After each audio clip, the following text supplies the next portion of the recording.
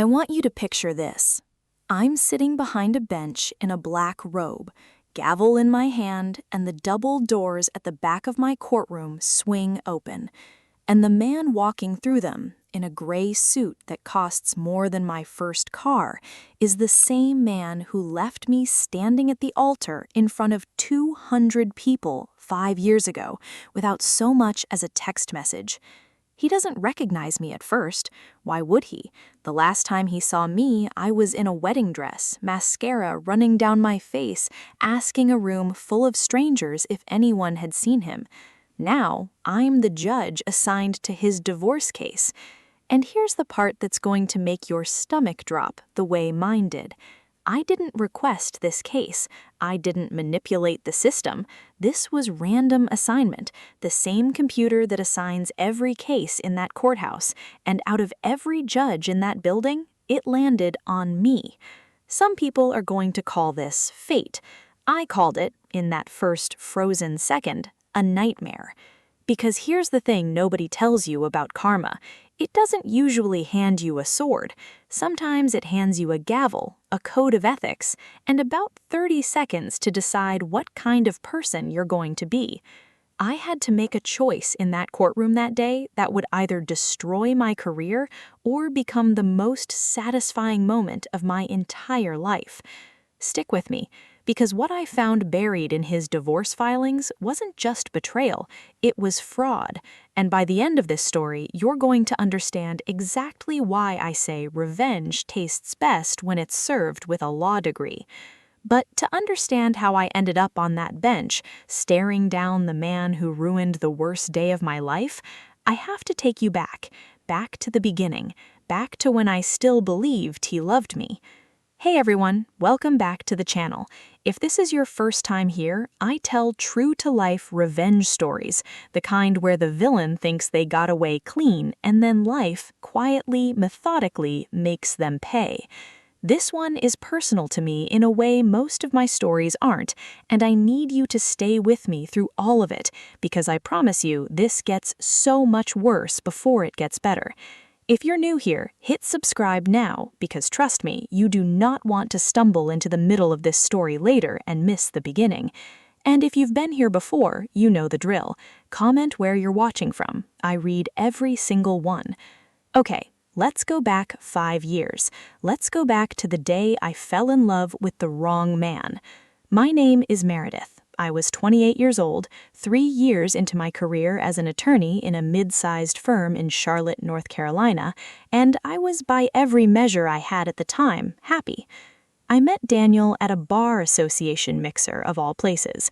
He wasn't a lawyer, he was in finance, sharp suit, sharper smile, the kind of guy who remembers your name after hearing it once and uses it 3 more times in the same conversation so you feel special. I fell for that.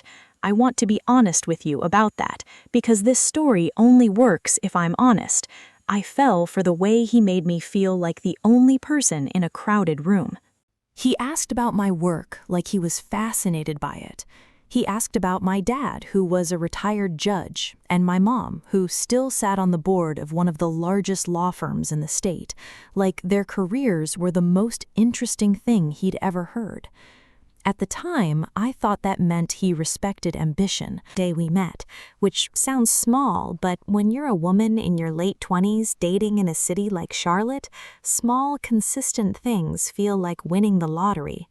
My friends loved him, my mother loved him, even my father, who did not warm up to people easily after 30 years on the bench watching human beings at their absolute worst, told me once that Daniel had a good handshake and better instincts than most of the men who stood in front of me. I held on to that sentence for years. I want you to remember it because it comes back later and it's going to hurt. Here's where I need you to start paying attention, though, because hindsight is a cruel, precise editor, and when I look back now, I can see every red flag lined up in a row, like they were waiting for me to notice. The first one, Daniel never really had close friends of his own. He had guys from work and guys from college who drifted in and out, but nobody who'd known him more than a few years. At the time, I thought that made him mysterious. Now, I think it meant nobody had known the real him long enough to get suspicious. The second one, he loved my family's connections a little too specifically. Not my family's connections. There's a difference, and it took me years to understand it. He'd bring up, casually, over dinner, whether my father still had relationships with certain judges, whether my mother's firm ever did work with a particular finance company. I thought it was networking small talk. I didn't clock back then that he was building something, a map, a ladder. The third red flag, and this one still makes my chest tight when I think about it, is that Daniel got genuinely uncomfortable every time I succeeded at something on my own. I remember the night I won my first big case, a contract dispute that saved a small manufacturing client almost $2 million. I came home electric, practically floating. Daniel congratulated me, hugged me, ordered us dinner, but there was this flicker, this half-second where his face did something I didn't have a name for yet. I know the name for it now. It's called resentment wearing a smile. He recovered fast. He always recovered fast. That was Daniel's gift, actually, recovery. No matter what slipped through the cracks of his composure, he'd paper over it in under 3 seconds with a joke, a compliment, a perfectly timed kiss on the forehead. We got engaged after 2 years. He proposed at the restaurant where we had our first date, got down on one knee in front of the whole room, and I remember thinking, genuinely thinking, that I had found the person I was supposed to build a life with. My mother cried. My father shook his hand for what felt like a full minute, and I said yes before he'd even finished the question. Planning the wedding is where things started to shift, though, and I didn't see it clearly until much, much later. Daniel became obsessed, and I mean obsessed, with the guest list. Not with me, not with the vows, not with which flowers I liked. The guest list. Specifically, which of my father's old colleagues would be attending, which partners from my mother's firm, which judges. He'd ask me, seemingly out of nowhere, "Do you think Judge Holloway will actually show up? Or has your mom confirmed if the Vance family is coming?" The Vance family. I want you to remember that name, too. Whitney Vance was the daughter of one of the most powerful managing partners in the state, a man named Richard Vance, who ran a firm that handled half the corporate litigation in the Carolinas. My mother knew the family through professional circles. I'd met Whitney exactly twice before my wedding, both times at industry events, and I remember thinking she was pleasant, polished, forgettable, honestly, in the way people are when you have no reason yet to remember them. Daniel insisted she be on the guest list. He said it was for networking, for my career, for our future. I didn't think twice. Why would I? I trusted him completely. Looking back, I think that's the moment the whole plan, because it was a plan, I know that now, was already quietly in motion, and I was planning centerpieces. The wedding was set for a Saturday in October at the same country club where my parents had their anniversary parties for 30 years. 400 people, string quartet, a dress that took me 11 months and 4 fittings to get exactly right. The night before the wedding, Daniel and I had dinner with both our families. He gave a toast. He said, and I remember this word for word because I turned it over in my head for years afterward, like a stone I couldn't put down. He said, "Meredith, you've given me everything I never knew I needed." Everyone clapped. My mother cried again. I thought it was the most beautiful thing anyone had ever said to me. I went to bed that night thinking I was the luckiest woman in Charlotte. I woke up the next morning and started getting my hair done at 7 a.m., laughing with my bridesmaids, drinking champagne out of a plastic cup because nobody wanted to risk the good glasses near the makeup station. By 9 a.m., I still hadn't heard from Daniel, which wasn't unusual. The tradition was he wasn't supposed to see me, and his best man had told me Daniel was getting ready, nervous as hell but excited. By 11 a.m., my father knocked on the bridal suite door with a look on his face that I will remember until the day I die. Because Daniel wasn't nervous, Daniel wasn't getting ready, Daniel was already gone. But what happened next, I never saw coming. My father is not a man who shows emotion easily. 30 years on the bench will do that to you. It trains the face into something neutral, something unreadable, because a judge's expression can sway an entire courtroom without a word being spoken. But when he opened that bridal suite, his hands were shaking. He told me Daniel's best man had just found him in the parking lot, and that Daniel had asked him to deliver a message. Not to come find me, not to explain in person, a message, relayed through a groomsman, like I was a business associate he was canceling a meeting with. The message was this: I can't do this. I'm sorry. Don't wait. 6 words. That's what 5 years of my life got reduced to. 6 words delivered secondhand while I stood in a wedding dress with an updo that took 2 hours and a face full of makeup that was about to be absolutely ruined. I want to be really honest with you about what happened next, because I've watched a lot of these stories where the narrator handles the moment of betrayal with this composed, dignified grace. That was not me. I fell apart. I remember screaming. I remember my mother holding my arms because I tried to walk out into the reception hall, still in my dress, to ask 400 people if anyone had seen him leave, like he was a lost dog and not a grown man who'd just abandoned me. My best friend, Carly, who was my maid of honor, had to physically block the door. She kept saying my name over and over. Meredith, Meredith, look at me. The way you'd talk someone down off a ledge. And in a way, that's exactly what she was doing. It took almost 45 minutes before anyone found out where Daniel had actually gone. Not to clear his head, not to think. He'd driven straight to the airport with a packed bag that, it turned out later, he'd hidden in his car the night before. He didn't just leave me at the altar, he left me at the altar for someone else, and not just anyone, Whitney Vance. I found out 3 days later, once I could actually function enough to check my phone, that Daniel and Whitney had been seeing each other for almost 8 months. 8 months! That means he was planning our wedding, tasting cakes with me, picking out matching wedding bands, standing in a tuxedo fitting room telling the tailor how excited he was, while he was building a whole second relationship on the side. I want you to sit with that timeline for a second, because it gets worse the longer you think about it. Here's what I pieced together in the weeks after, from Carly, from mutual friends, from things people suddenly felt safe telling me now that the wedding was already destroyed and there was nothing left to protect. Daniel had met Whitney at an industry gala 11 months before our wedding, an event I couldn't attend because I was in trial that week. He went alone. Whitney's father, Richard Vance, ran one of the most powerful firms in the state, and within weeks, Daniel had somehow landed lunch meetings with 2 of the firm's senior partners. At the time, I remember him coming home so excited, telling me he'd made some great connections at that gala. I remember being proud of him.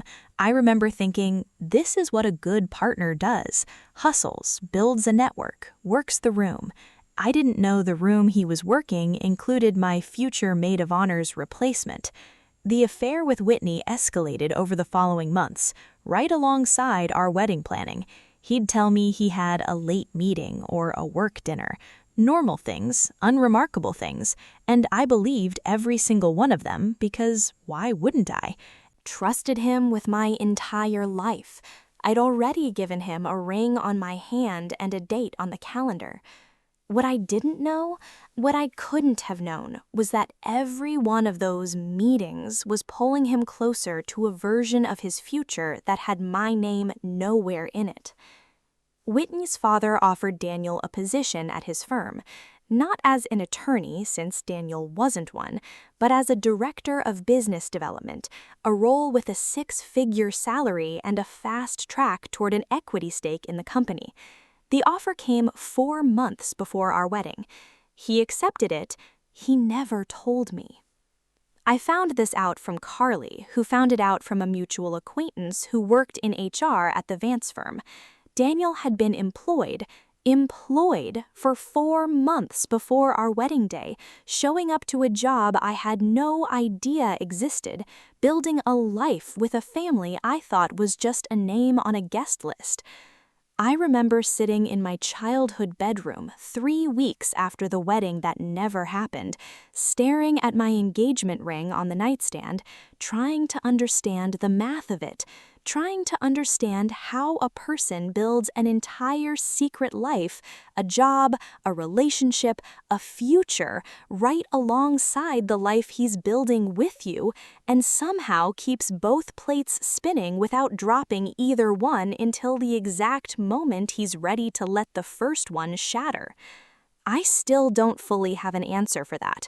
I don't think there is a clean one. Some people are just capable of it, and the rest of us spend years trying to figure out how we missed it. Here's the detail that broke something in me that took years to rebuild.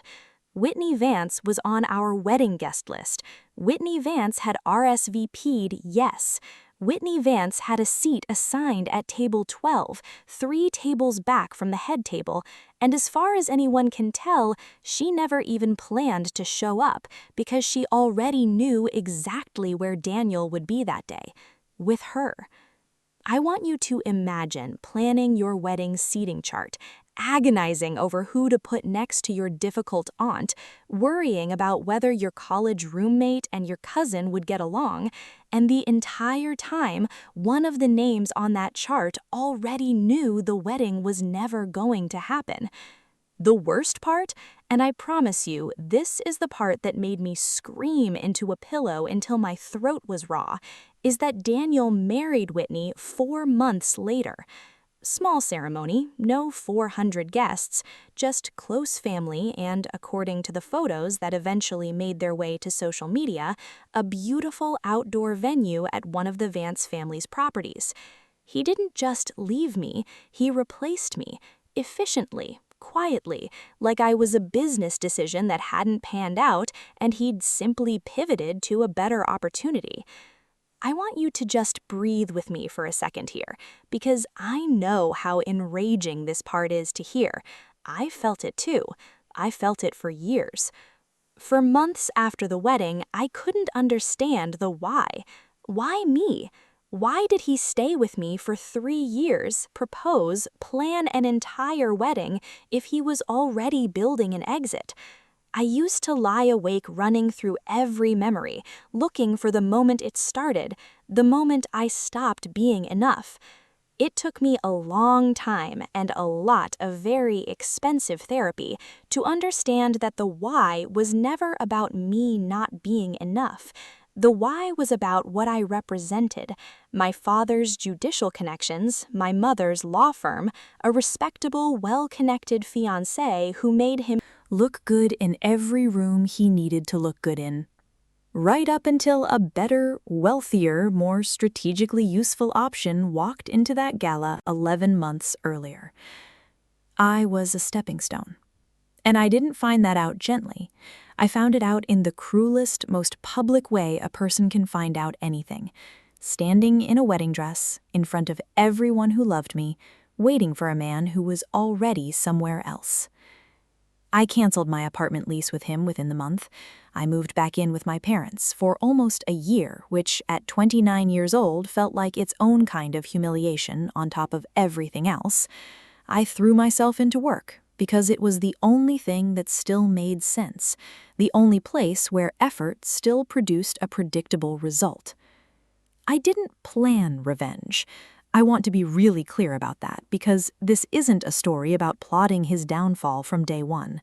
This is a story about rebuilding a life so completely, so deliberately, that when the universe eventually handed me an opportunity, I was already standing in exactly the right place to take it. But it would take 5 years before that opportunity walked through my courtroom doors, and when it did, I almost didn't recognize the man standing in front of me. Almost. Let me fast forward through those 5 years because they matter even though they're not the dramatic part of this story. I went back to school. Not for revenge. I want to be honest, that thought hadn't even entered my mind yet. But because after the wedding, after watching my own father's composure on that bench the day he told me Daniel was gone, I realized I didn't just want to practice law anymore. I wanted to be the person who decided what justice looked like in a room. I applied for a judicial clerkship. Then I ran for an open district court seat 2 years later, in an election that I genuinely did not expect to win against a well-funded, incumbent-backed opponent. I won by less than 3 percentage points. My father cried at my swearing-in. I think it was the first time I'd seen him cry since my wedding day, and this time, thank God, it was for the opposite reason. By the time I was 33 years old, I was sitting on the bench of the Family Court Division in Mecklenburg County, North Carolina, presiding primarily over divorce, custody, and equitable distribution cases. I want to explain what that means for people who aren't familiar with the court system because it matters for what happens next. Family court judges don't choose their cases. Cases get assigned randomly through a case management system, specifically to prevent judge shopping, to prevent any party from trying to get a particular judge because they think that judge will favor them.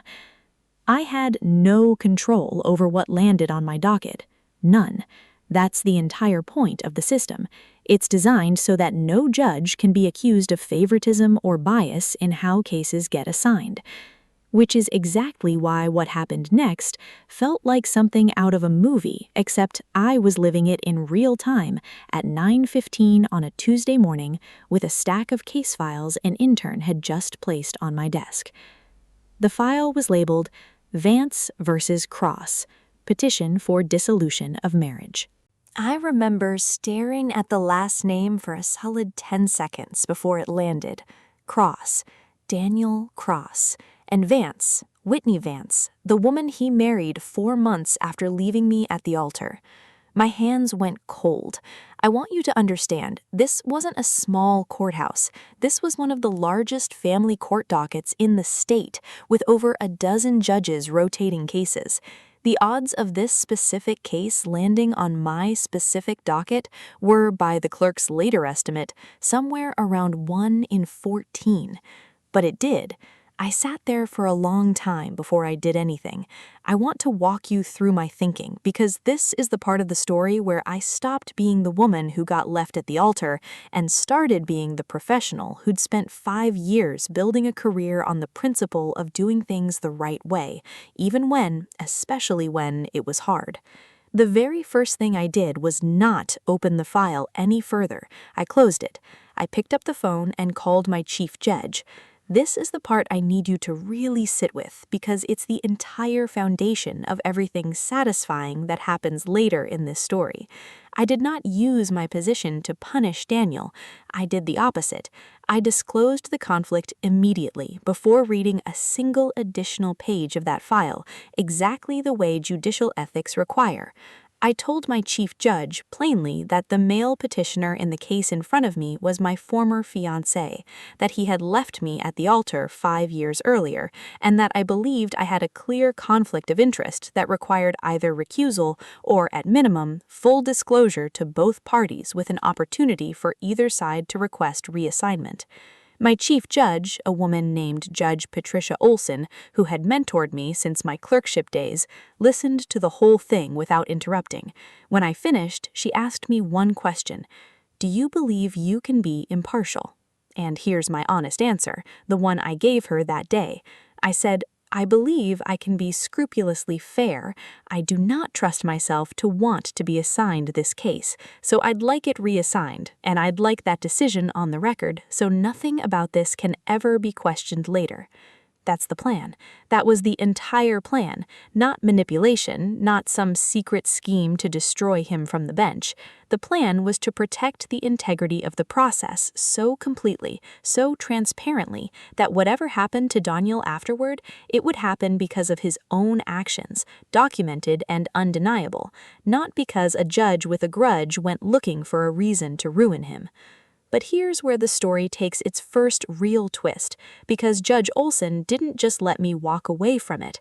She asked me to do one thing before formal recusal went on the record: conduct the very first procedural hearing, a routine 10-minute scheduling conference. Nothing substantive, nothing where I'd rule on custody or assets, specifically because both parties were already in the building that morning for an unrelated mediation session, and postponing it would have delayed the case by another 6 weeks, which, under the circumstances, given what we later learned, would have actually harmed the other party.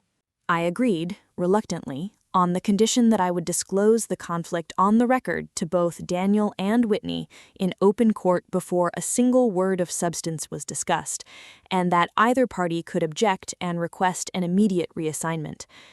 Neither of them knew yet that I was the judge. That's the part that still gives me chills. I remember sitting behind that bench that morning, watching the courtroom doors, my heart going so hard I could feel it in my ears. And then Daniel walked in, 5 years older, a little grayer at the temples, the same expensive-looking suit, the same easy, confident walk he'd had the day I met him at that bar association mixer, the walk of a man who'd never once had to face real consequences for anything. He didn't recognize me, not at first. He was scanning his phone, barely glancing up, the way people do when a routine hearing feels like an inconvenience rather than a moment that matters. Whitney was beside him, and I want to be honest, my first reaction looking at her wasn't hatred. It was something closer to recognition, because the expression on her face, tired, guarded, like she was bracing for something, was an expression I knew intimately. I'd worn that exact expression myself 5 years earlier, in a different building, waiting for a different kind of verdict. I called the case Vance versus Cross, and I watched Daniel's head come up from his phone, slowly, the way it does when a voice sounds almost, but not quite, familiar. Then he actually looked at me, at my face, at the nameplate in front of me that read, "On Meredith Hale." I'd gone back to using my maiden name professionally years earlier, which is likely part of why he hadn't clocked it from the case file. I have never, in my entire legal career, watched someone's face do what Daniel's face did in that moment. It was like watching 5 years of comfortable, confident living get erased in real time. I gave both attorneys and both parties the full disclosure, exactly as planned, on the record, in a steady voice that I am still, to this day, proud of myself for holding on to. I stated that the petitioner and I had a prior personal relationship that ended 5 years earlier, that I believed I could remain impartial, but wanted both parties to have the opportunity to request reassignment before any substantive proceedings occurred, and that I would be recusing myself from all further hearings in the matter regardless, effective immediately, purely as a matter of caution and appearance of fairness. Daniel's attorney asked for a brief recess. When they came back, they didn't object to me handling that single scheduling conference, since it involved no substantive rulings, but agreed the case should be reassigned going forward. Whitney's attorney agreed. I signed the order right there. That should have been the end of my involvement. That's what I expected walking into that courtroom that morning.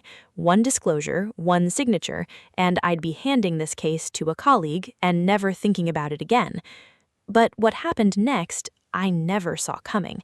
Because in the 10 minutes it took to conduct that routine scheduling conference, I had already seen something in the initial financial disclosure documents attached to the file, documents I'd been required to review before the hearing to confirm there was no substantive conflict beyond the personal one, that made my stomach turn in a completely different way.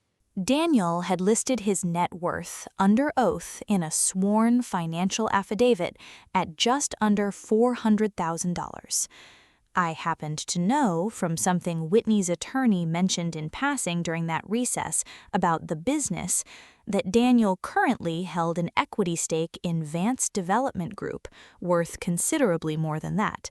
Considerably more. I couldn't act on that. I want to be clear about that because it matters enormously for what comes later. I was recusing myself. It was not my place, and it would have been a serious ethical violation for me to investigate, comment on, or influence that discrepancy in any way. But I did the one thing that was completely within my rights and completely within my obligations as an officer of the court who had witnessed something that looked like it could be perjury in a sworn financial document. I noted it, factually, without commentary, in my recusal order, stating that the court had reviewed preliminary financial disclosures and recommended the assigned judge give close scrutiny to the completeness of the petitioner's financial affidavit given the complexity of the underlying business interests referenced during proceedings. That's it. That's all I did. 6 lines of neutral procedural language in an order I was required to file anyway. I handed the case to Judge Marcus Webb, a colleague I trusted completely, a man with almost 20 years on the family court bench and a reputation for being absolutely relentless about financial transparency in divorce proceedings. And then I went home that night and did something I hadn't done in almost 5 years. I sat on my kitchen floor and I cried. Not out of sadness this time, out of something I didn't have a word for yet, something between vindication and grief and disbelief that after everything, after 5 years of rebuilding my entire life from scratch, the universe had handed me a front row seat to watch him face consequences I had absolutely nothing to do with creating. Because here's what I need you to understand about the weeks that followed. I wasn't in that courtroom anymore. I had no authority over that case, no access to its filings beyond public record, no ability to influence a single outcome. All I could do was watch. And what I watched unfold over the following months was more satisfying than anything I could have engineered myself. Judge Webb, it turned out, did not need my 6 lines of neutral procedural language to notice something was wrong with Daniel's financial affidavit. He would have caught it regardless. That's the kind of judge he was. But my note meant he looked harder, faster, and with more scrutiny than a routine case might have gotten. Whitney's attorney, a sharp woman named Diane Restrepo, had already independently subpoenaed records from Vance Development Group as part of standard discovery. What those records showed took the case from a routine divorce to something else entirely. Daniel had not just underreported his net worth by a small margin. He had, according to the forensic accountant Whitney's team brought in, deliberately restructured his equity stake in the company 8 months before filing for divorce, transferring a significant portion of it into a shell entity registered under the name of a college friend, one of those vague guys from college I told you about earlier, who apparently still existed for exactly one purpose. The goal, according to the forensic accounting report that would later become public record in the case, was to make it appear on paper that Daniel's assets had shrunk dramatically right before the marital estate would need to be divided, while the actual value sat quietly parked with a friend waiting to be transferred back once the divorce was finalized. I want you to sit with that for a second. Because if you've been paying attention to this entire story, you already know Daniel's pattern. He didn't leave me with Whitney out of love, or at least not love alone. He left me because she represented a strategic upgrade. And now, 5 years later, he was trying to hide the very wealth that relationship had helped him build, so he wouldn't have to share it fairly when that relationship ended too. The man does not change. That's the thing about people like Daniel. They don't have one bad chapter. They have a pattern, and if you're patient enough and lucky enough, eventually the pattern catches up with them in front of everyone. Judge Webb ordered a full forensic audit. Daniel's attorneys tried to argue the shell company transfer was a legitimate business restructuring unrelated to the divorce timeline. Judge Webb, according to the court transcript, which is public record and which I will admit I read more times than I probably should have, was not moved by that argument in the slightest. Here's a direct excerpt from that hearing, and I promise you, when I first read it, I actually gasped out loud in my own kitchen. Judge Webb stated on the record that a transfer of this magnitude occurring 8 months before a divorce filing to an entity controlled by a personal associate with no prior business relationship to the petitioner's company strains credulity past the point of good faith and squarely into the territory of fraudulent concealment of marital assets. I want you to scream yes with me right now because I certainly did, alone in my kitchen at 11 o'clock at night, reading a court transcript like it was the finale of my favorite show. The fallout hit every corner of his life within about 6 weeks of that ruling. Vance Development Group, Richard Vance's own firm, the firm Daniel had spent years climbing inside, placed him on administrative leave the moment the fraud referral became part of the public court record. A director of business development caught concealing assets through fraudulent shell transfers is not exactly the kind of headline a respected firm wants attached to its name, especially when local business journals picked up the story within days. Whitney, for her part, filed an emergency motion requesting the full value of the concealed equity be awarded to her in the property division, arguing, successfully, that Daniel's attempted concealment constituted marital misconduct that should be weighed heavily in the equitable distribution. Judge Webb agreed. Daniel ended up with substantially less of the marital estate than he would have received had he simply been honest in the first place. But here's the twist I promised you at the very beginning of this story, the one I don't think you're expecting. About 2 months after the ruling, I received a letter at my chambers. Not from Daniel, from Whitney. I almost didn't open it. I sat with it on my desk for 2 full days, honestly, unsure if I even wanted to know what it said. When I finally did open it, it wasn't an accusation, and it wasn't an apology on Daniel's behalf either. It was something much stranger and much more human. Whitney wrote that she had done some digging of her own during the divorce proceedings, mostly out of a need to understand who she'd actually married, and that she'd learned, for the first time, she said, the real timeline of when Daniel had started pursuing her relative to our wedding date. She wrote that she genuinely believed, back then, that Daniel's relationship with me had already ended before things between them became serious. She said he'd told her we'd grown apart months before the wedding date, that the wedding itself was something I was pushing forward out of obligation to my family, not something he wanted. Reading that lie laid out in someone else's handwriting 5 years later made something in my chest finally, quietly settle. Because it meant Whitney hadn't been a willing villain in my story the way I'd assumed for 5 years. She'd been another person Daniel had managed, carefully, with a story tailored exactly to what she needed to hear to feel comfortable moving forward. She wasn't off the hook entirely, in my opinion. A version of her must have known enough to keep it quiet from me for 8 months while planning our wedding around her. But her letter ended with a line I still think about. She wrote, "I'm sorry it took me a divorce and a forensic accountant to see him clearly. I hope it didn't take you as long." It didn't. I told her that in a short letter back, the only correspondence we've ever exchanged. It took me about 3 weeks after my wedding day to see him clearly. It took me 5 years to be standing in a position where the truth would catch up to him in a way that actually mattered. The final consequence, the one that I'll admit gave me a satisfaction I'm not going to pretend I didn't feel, came about 4 months after the ruling, when the district attorney's office announced Daniel had agreed to a plea deal on a reduced perjury charge related to the sworn financial affidavit in exchange for a hefty fine, mandatory financial monitoring for 3 years, and a permanent note on his professional record that effectively ended any future career in finance or business development in the state.